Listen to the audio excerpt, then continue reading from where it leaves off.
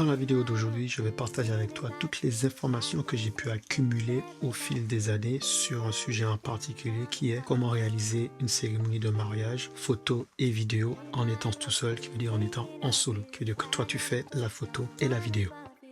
Petit disclaimer vraiment rapide pour ceux qui sont déjà habitués à feuilleter ça se dit pas. Cette vidéo là avait déjà été tournée, le sujet avait déjà été traité, mais je n'ai pas trop kiffé la manière, le rendu final. Ok, mon but c'était de donner des infos, mais je me suis rendu compte que le ton que j'utilisais c'était plus, j'ai plus parlé de tout ce qui n'allait pas que ce qui allait. C'est pas trop avantageux pour vous d'avoir ce genre de discours là. Vaut mieux que je vous fasse une vidéo où je vous explique tout ce que vous avez besoin si vous voulez réaliser de la photo et de la vidéo en mode solo, plutôt que d'avoir une vidéo où je ne fais que parler de toutes les fois où ça n'a pas bien fonctionné. Mais bien évidemment, à la fin de cette vidéo, vous aurez mon point de vue et mon avis sur est-ce qu'il faut vraiment faire de la photo et de la vidéo pour un mariage en étant tout seul, et surtout dans quelles conditions il est préférable justement de décider de ne pas en faire.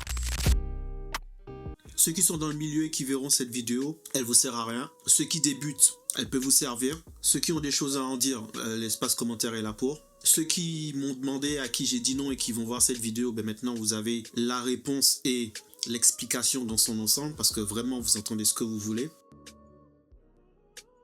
Les paramètres sont bien, ok, tu vois, il a un bon autofocus par exemple. Si là, dis-toi que pendant la cérémonie, je l'ai posé et t'as tonton Hugo qui est venu se mettre comme ça devant. Ok, donc tu vois que ça va faire la mise au point sur tonton Hugo. Imagine, moi c'est ce qui m'est arrivé, j'ai posé une caméra et on avait demandé aux gens de ne pas s'approcher trop près du lieu parce que voilà, j'avais besoin de bosser en fait, en gros. Eh ben non, tu as tonton Jaco qui est venu avec son iPad, et j'ai une caméra où tu as tonton Jaco qui est comme ça.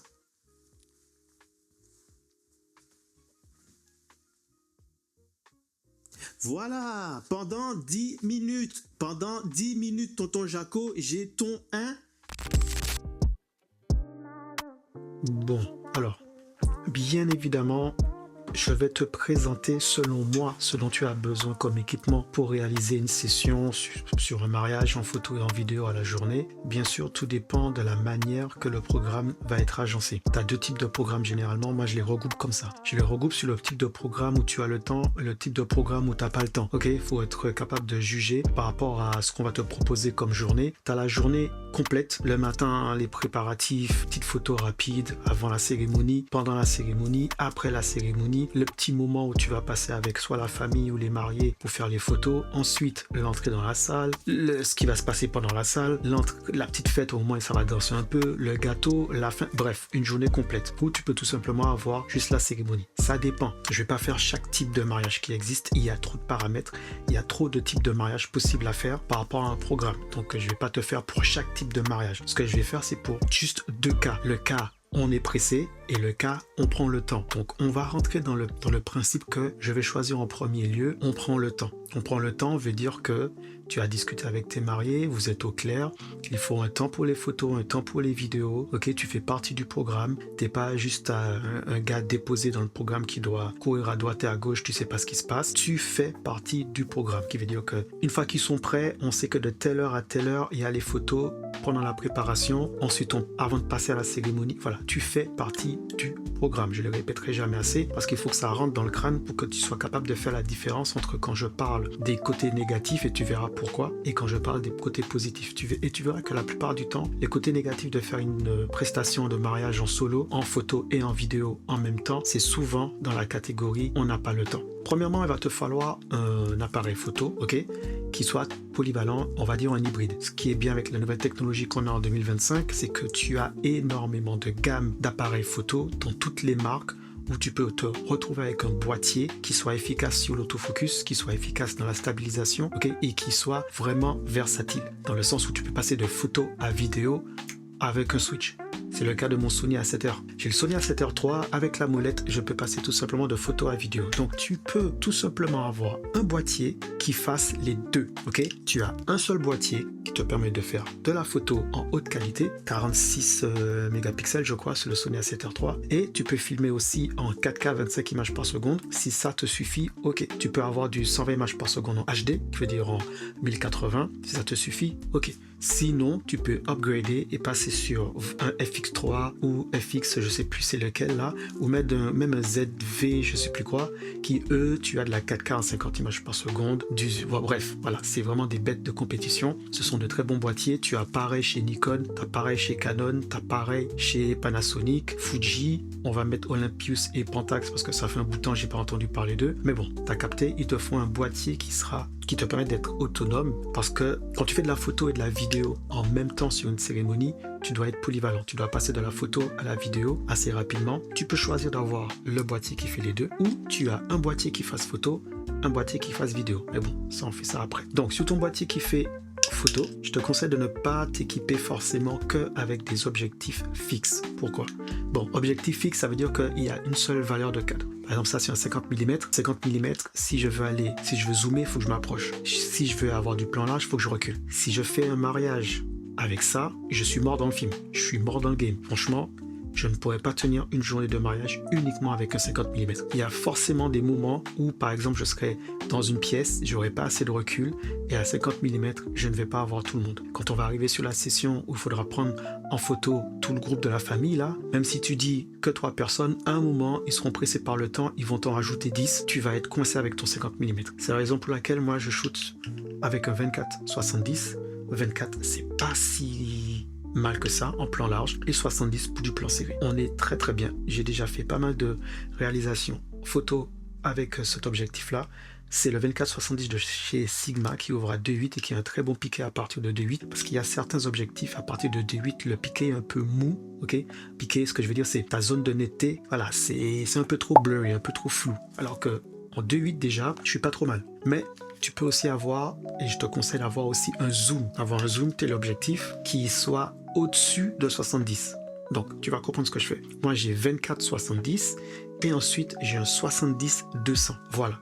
Ça me permet de pouvoir shooter sans avoir besoin de me rapprocher de mon sujet. Par exemple, ça m'est déjà arrivé par rapport à où se placer les mariés. Comme je fais photo et vidéo en même temps, je vais passer la partie vidéo après. J'ai besoin d'avoir un tel objectif pour aller chercher certains détails sans pour autant empêcher les gens de voir ce qui se passe sur la scène. C'est pour ça que je te dis que si tu as un 50 mm et que tu veux faire une photo de mariage, à un moment, si tu vas aller chercher du portrait, tu vas devoir te rapprocher de la scène. Tu vas être chiant. Tu vas être le mec, le photographe qui est tout le temps devant les gens, qui les empêche de voir ce qui se passe. Surtout si tu tombes sur une foule qui ne veut pas lâcher son téléphone. Bon, j'avoue, moi j'ai tendance à faire exprès. Quand je vois que les gens ne veulent pas lâcher leur téléphone et qu'ils passent leur temps à filmer, j'avoue, je fais exprès de rentrer dans leur cadre. J'avoue, c'est mon petit truc que je kiffe faire. Mais bon, ne dis rien à personne, c'est le petit secret qui reste entre toi et moi. Ok? Donc 70 mm pour aller chercher mon sujet, surtout quand il est loin et que je ne veux pas déranger les gens. Vous voyez que je pense à vous les invités, je pense à mes invités. Mais bien évidemment, cette vidéo-là traite de faire des photos et vidéos en même temps. Donc, la raison pour laquelle je te demande et je te préconise d'avoir un 24-70 et un 70-200 et de ne pas avoir un focal fixe, ok, c'est parce que généralement, tu n'auras pas le temps par rapport à la programmation de switcher d'un à l'autre.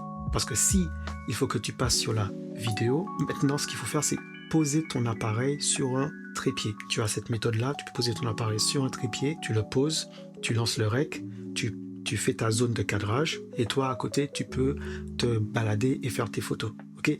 Mais le problème de poser ta caméra sur un trépied, bien évidemment c'est dans le cas où tu as un appareil pour prendre les photos et un appareil pour prendre les vidéos. Le problème de poser ton boîtier sur un trépied, c'est que tu vas te retrouver avec des plans tout le temps fixes et ça risque d'être ennuyeux, surtout s'il ne se passe pas grand chose dans la scène. Si c'est vraiment un mariage où les gens sont juste venus pour se détendre, passer un bon moment, il n'y a pas vraiment d'animation, il n'y a pas vraiment, tu vois ce que je veux dire? Tous tes plans seront juste des gens qui passent ou qui sont assis dans l'image. C'est pas très...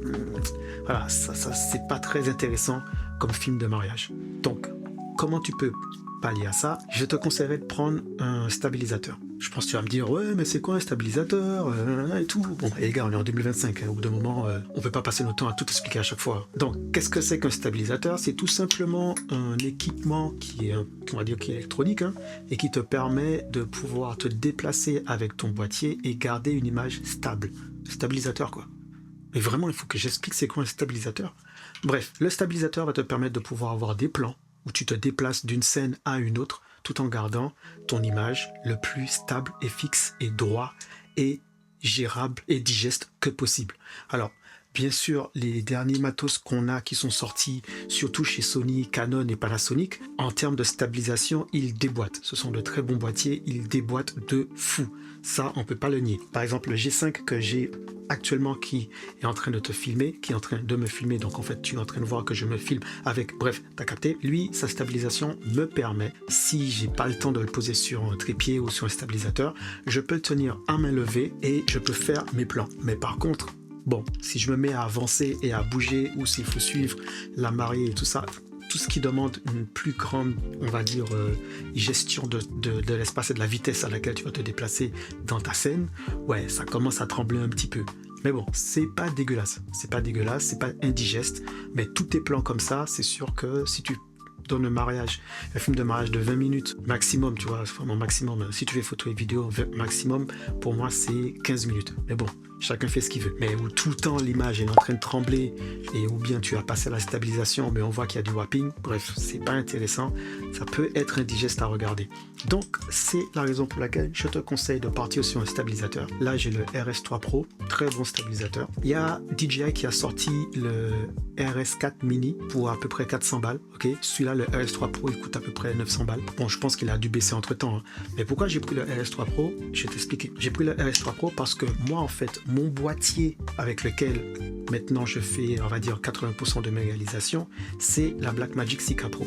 Je vais te montrer à quoi elle ressemble. Tu vas comprendre pourquoi j'ai dû prendre le RS3 Pro et que je ne peux pas prendre un stabilisateur plus bas. Ça, c'est pour faire de la photo, ok? Quand je fais photo et vidéo, j'utilise le Sony A7R3 pour faire de la photo, le GH5 pour faire de la vidéo. Mais comme on est dans la configuration où j'ai le temps, généralement, voici comment je suis équipé en vidéo pour la réalisation vidéo. Voilà, moi je m'équipe comme ça. Alors, bien évidemment, tu n'es pas obligé de faire pareil. J'explique encore une fois. Le but, c'est de te présenter comment moi j'opère. Et à partir de ça, ça peut te donner une base pour définir ce dont toi tu as besoin. Ça, on va dire, c'est pour un style cinéma. Pourquoi on dit cinéma? Parce que le boîtier n'est pas stabilisé, le boîtier n'a pas d'autofocus, le boîtier est un peu lourd. Tu peux le riguer, il a la possibilité de prendre pas mal d'équipements en plus, ce qui veut dire micro, un XLR, un écran, tu peux brancher dessus, full focus. Bref, il y a plein de choses que tu es obligé de l'équiper pour qu'il puisse devenir un boîtier polyvalent. Mais sinon, ce type de boîtier-là n'est pas vraiment fait pour utiliser en mode run and gun, qui veut dire pour utiliser sur des prestations où tu as besoin d'être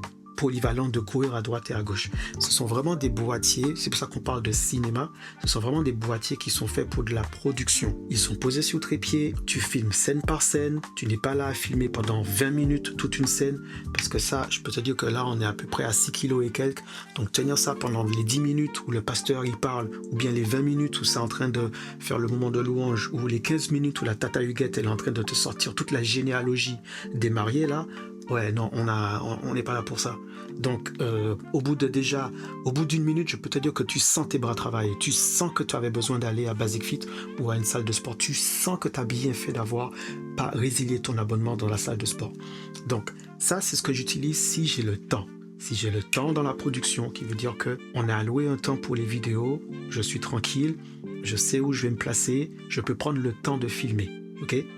Retiens bien ce que je te dis, parce que quand je vais passer sur la partie où je vais te donner toutes les raisons pour lesquelles, s'il y a ces conditions-là, je ne fais plus de réalisation de mariage en faisant photo et vidéo en même temps, il faudra que tu retiennes tout ce que j'ai dit au départ. Ou sinon, tu fais avance en arrière, tu repeats la vidéo.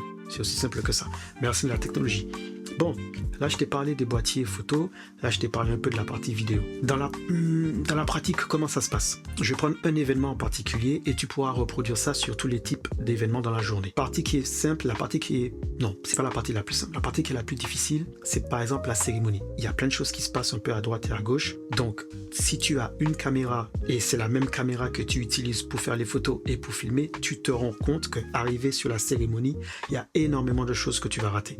C'est pour ça que c'est très difficile de faire une cérémonie de mariage tout seul, photo et vidéo, avec un seul boîtier. Parce que pendant qu'il se passe quelque chose sur la scène, il y a quelqu'un qui chante ou quelqu'un qui fait un discours et tout, tu as envie de prendre des photos, mais il faut aussi prendre ça en vidéo. Et il y a des choses qui se passent dans la foule. Et imaginons que tu t'as pas les flous pour t'équiper en plusieurs boîtiers. Parce qu'il faut le dire aussi, la plupart du temps, quand les gens te demandent de faire photo et vidéo en même temps, c'est parce qu'ils ont envie de faire une économie. Ils ont envie d'économiser sur le nombre de prestataires, mais ça marche pas comme ça. En fait, normalement, si tu prends une personne qui qui fait photo et vidéo, techniquement, elle est censée avoir un prix assez élevé parce que ce que tu vas devoir t'équiper, l'équipement que tu vas devoir mettre à ta disposition, tu te rendras vite compte que le faire tout seul, ça n'a plus lieu d'être. Parce que, je reprends la cérémonie, c'est en train de se passer sur la scène, il y a une scène, les mariés sont là et tout. Tu veux prendre à la fois ce qui se passe sur la scène, ce qui se passe dans la foule. Tu auras besoin de 2 caméras. Mais qui dit 2 caméras, dit qu'il faut que tu les positionnes dans 2 angles différents, 2 axes différents, 2 plans différents.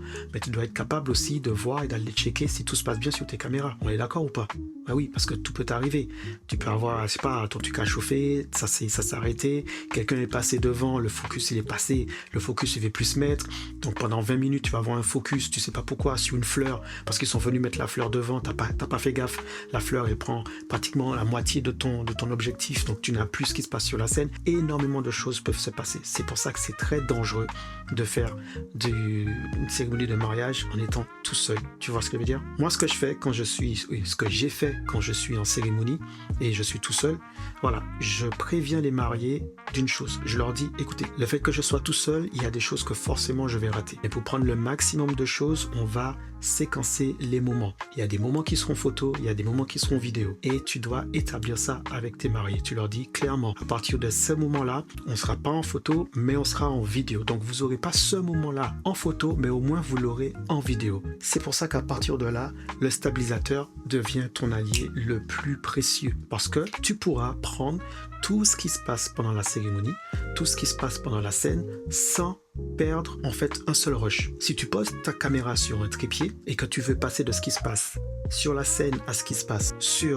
par exemple dans la foule, tu dois être derrière et diriger, ok? Et tu dois être tout le temps en train de suivre ce qui se passe. Si tu as le stabilisateur, l'avantage avec les stabilisateurs qu'on a maintenant là, c'est que tu peux suivre ce qui se passe sur la scène, ok? Et à un moment, tu peux, tout en continuant de filmer, tu peux poser ton stabilisateur, programmer une séquence où il passe d'un endroit à un autre et tu le laisses tourner pendant 5 minutes par exemple. Et pendant ces 5 minutes-là, ton stabilisateur va être capable d'aller chercher ce qui se passe sur la scène, ce qui se passe dans la foule, ce qui se passe au niveau des musiciens, par exemple, si c'est une musique qui est en train d'être jouée. Par exemple, à un moment de louange, ce que je ferai, c'est que je vais positionner mon stabilisateur avec mon boîtier au milieu de la scène et je vais le programmer pour qu'il puisse aller chercher ce qui se passe sur la scène, ce qui se passe au niveau de la foule et ensuite ce qui se passe au niveau des musiciens. Bien évidemment, le problème, c'est que tu risques d'avoir sur ces 5 minutes-là pratiquement que les mêmes personnes. Mais ça, c'est pas grave parce que le but, c'est ensuite d'aller le déplacer tout en le laissant continuer. Juste, tu le prends, tu le déplaces et tu verras que ça te permettra d'avoir plusieurs plans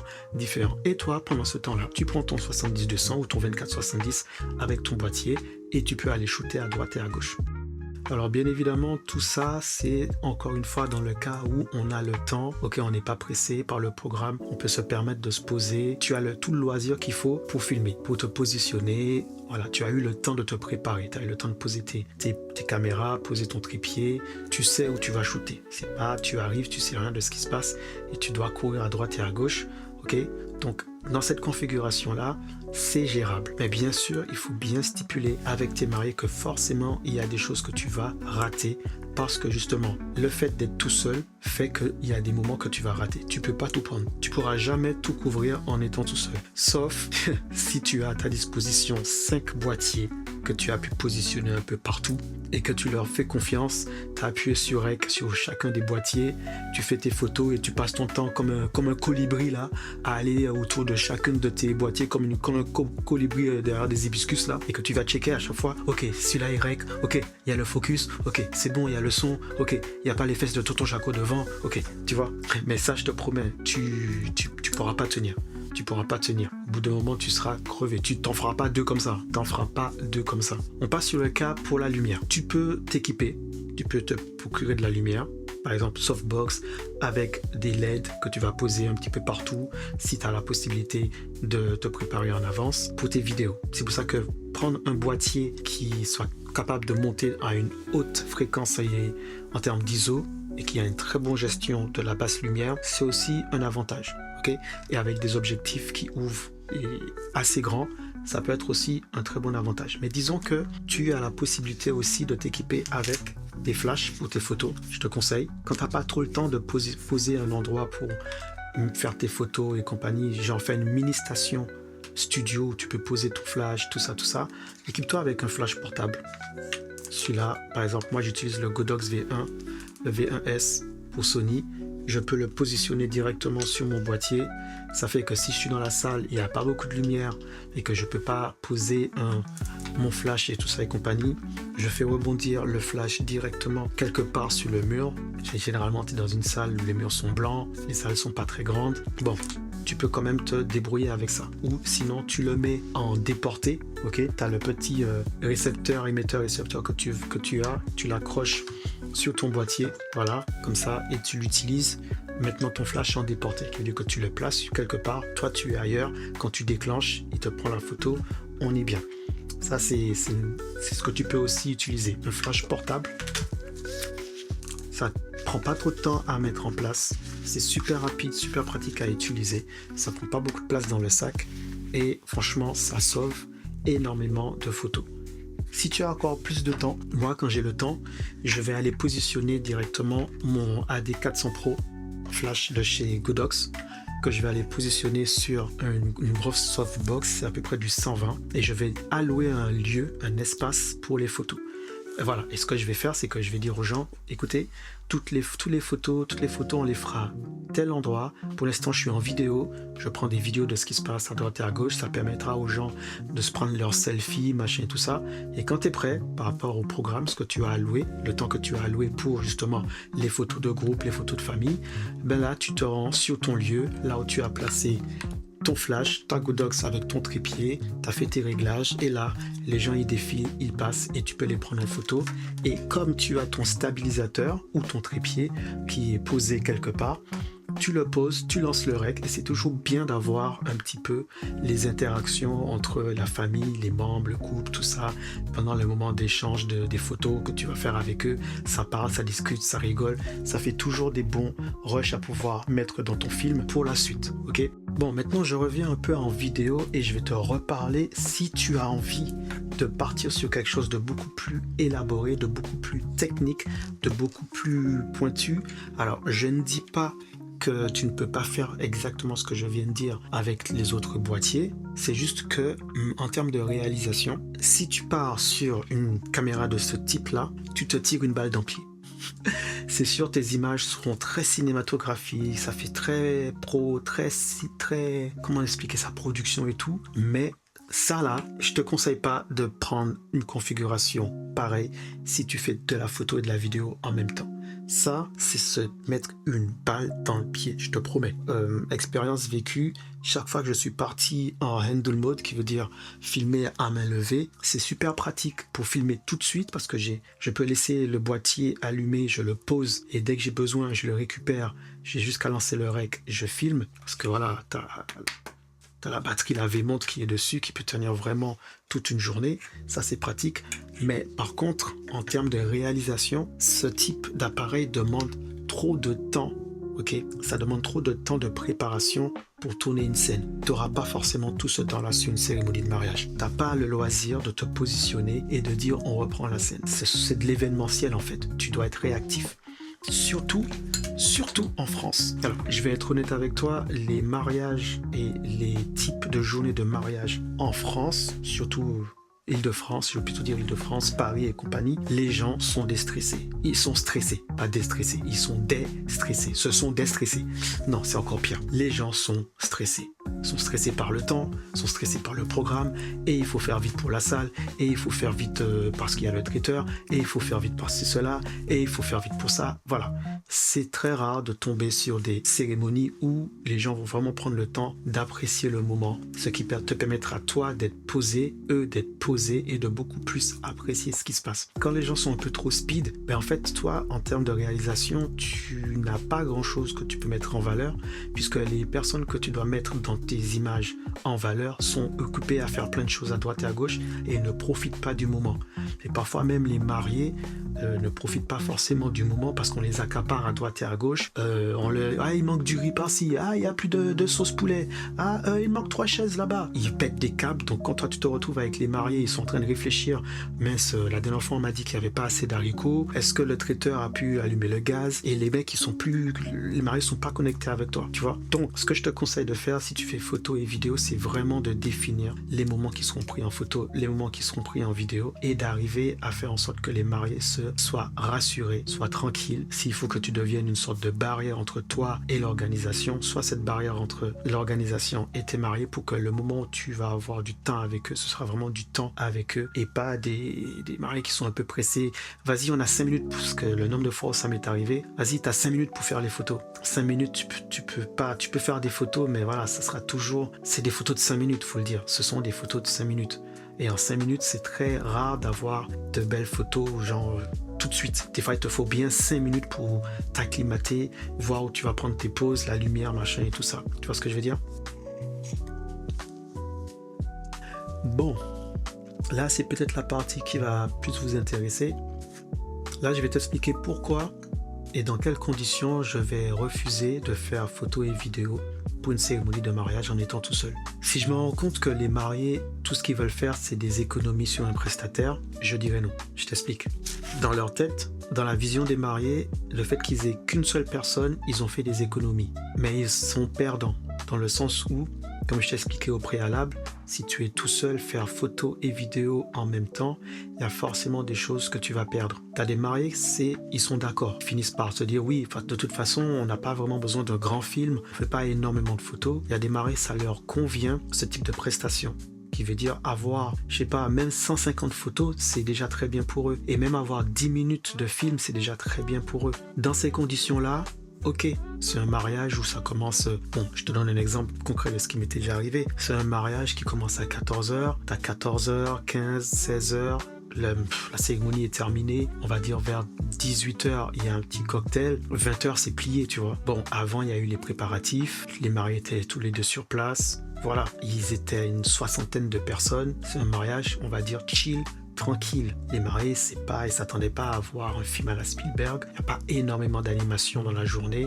C'est vraiment les gens qui viennent passer du temps avec eux et sont contents de passer ce temps avec eux et qu'ils veulent garder en souvenir. Avoir des photos d'eux, de leur famille, de eux tout seuls, l'environnement, ça leur convient. Donc avoir un seul prestataire qui fasse les deux, ça leur convient. Ok, c'est bon pour eux, ça va avec ce type de prestation-là. Par contre, tu en as qui veulent avoir un prestataire qui fasse les deux, mais qui veulent rien louper de la journée. Ça, c'est juste red flag.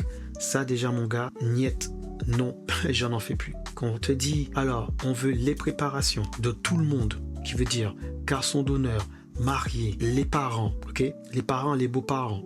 Ensuite, on veut photos et vidéos de la cérémonie et on veut voir tout le monde. Et ensuite, il y a les photos avec toute la famille. Et en même temps, il y a une animation qui se passe à l'arrière. On veut voir photos et vidéos de l'animation qui se passe à l'arrière. Tu te rends compte, au bout d'un moment, dans la programmation et dans la demande, tu ne peux pas faire photos et vidéos. Impossible. Ça, c'est l'erreur que j'ai faite d'avoir accepté des mariages complets où ils voulaient tout avoir. Et même si j'expliquais qu'il y a des choses qui manquaient, il y a des choses qui n'allaient pas être faites, sur le coup, ils vont te dire oui, oui, oui, parce que dans leur tête, ils ont fait une économie sur un prestataire. Alors que même si en réalité, c'est pas vrai. Parce que toi, tu vas faire le double travail. Tu vas faire le travail de 2 personnes, mais il y aura moins d'archives à donner. Et c'est ça que tu expliques. Mais tu as l'impression que les gens, c'est toujours après coup qu'ils s'en rendent compte. Même si tu le dis plein de fois, même si tu le répètes, c'est toujours après coup qu'ils vont se rendre compte que, au fait, il manque ci, il manque ça. Ah non, on n'aurait pas dû le prendre. Ou on aurait dû prendre quelqu'un en plus. Ou on sait tout.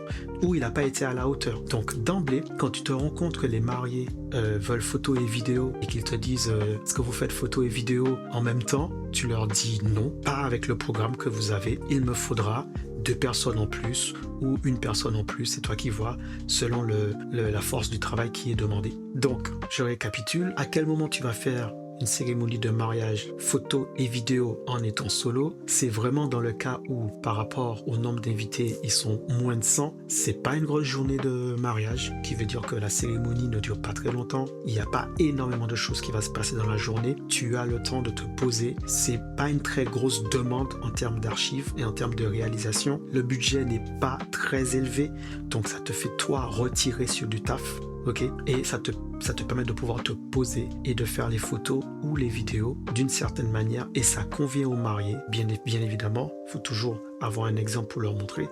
Ça les convient, le type de réalisation que tu vas faire. À quel moment il faut dire non? Quand tu vois que ce sont des mariés qui te demandent énormément de choses à la journée, il y a énormément d'attentes et il y a énormément de possibilités en termes de réalisation. Tu n'as pas beaucoup de temps, ok? Là, je te conseille de dire directement qu'il te faudra une personne en plus. Quitte à leur dire, ok, une personne en plus c'est tant, et par rapport à ce que vous voulez, il faudra une équipe. Et ne pas hésiter et être clair et être vraiment très au clair avec ta tarification et le fait que tu leur dises, écoutez, par rapport à ce que vous demandez, une personne c'est pas suffisant. Et si vraiment ils te disent non, mais le budget, tout ça, tu vas vouloir te dire, bon allez, j'accepte, j'y vais. Non, parce que je te promets que celui qui viendra après toi et qui lui va faire photo et vidéo sur ce type de réalisation, il se tire une balle dans le pied. Bon, j'ai tout dit. J'ai dit tout ce que j'avais à dire concernant le fait de faire de la photo et de la vidéo en même temps, en étant solo sur un mariage. Je suis content parce que j'ai réussi à faire ce que je pensais faire sur l'autre vidéo que j'avais postée et que j'ai supprimée parce que j'aimais vraiment pas le ton que j'ai utilisé. Là, j'ai réussi à être beaucoup plus clair, beaucoup plus posé, beaucoup plus positif que sur l'autre où j'étais un peu négatif, tu vois. Je donnais beaucoup plus les mauvais côtés et je donnais pas vraiment de technique pour savoir si jamais tu veux le faire quand même, comment tu peux procéder. Donc évidemment, si tu veux quand même faire de la photo et de la vidéo en même temps, c'est une cérémonie de mariage. Après tout ce que je t'ai dit, moi mon ressenti c'est que c'est un travail qui est exhaustif, qui est très dur. Franchement, les gars, c'est chaud. Faire photo et vidéo en même temps. J'ai déjà sorti une fois, j'ai réalisé une vidéo de 45 minutes avec pratiquement 800 photos traitées et retouchées. Je me suis défoncé et ça m'avait anéanti. Les gens, ils n'étaient pas contents. J'ai dit comment ça? Ouais, bon, le film, voilà, il se passe pas grand chose. Et c'est vrai, ce jour-là, c'est pas qu'il y avait pas grand chose qui se passait. Donc j'ai essayé de combler en me montrant un peu le décor, machin et tout ça. Mais eux, c'est pas ça qu'ils s'attendaient. Tu vois, en même temps, il se passait rien dans le mariage, faut l'avouer. Mais bon, j'avais sorti presque 800 photos, ça a pas suffi. C'est là que je me suis dit non, stop, plus jamais. J'arrête, je ne fais plus jamais photo et vidéo en même temps parce que tu fasses un bon taf ou pas, les gens ne seront jamais contents. Mais quand même, je dis merci à pas mal de mariés qui, eux, m'ont fait confiance et à qui j'ai fait photo et vidéo en même temps. Mais toutes les conditions que je t'ai données au début étaient réunies. Qui veut dire que je faisais partie du programme, on commençait les choses à mon top, j'avais mon temps pour chacune de mes interventions. Les mariés savaient que de telle heure à telle heure, c'était moi qui faisais. Ils étaient au courant que telle partie ce sera en photo, telle partie ce sera en vidéo. Donc quand vous avez telle partie en vidéo, ben vous les avez pas en photo.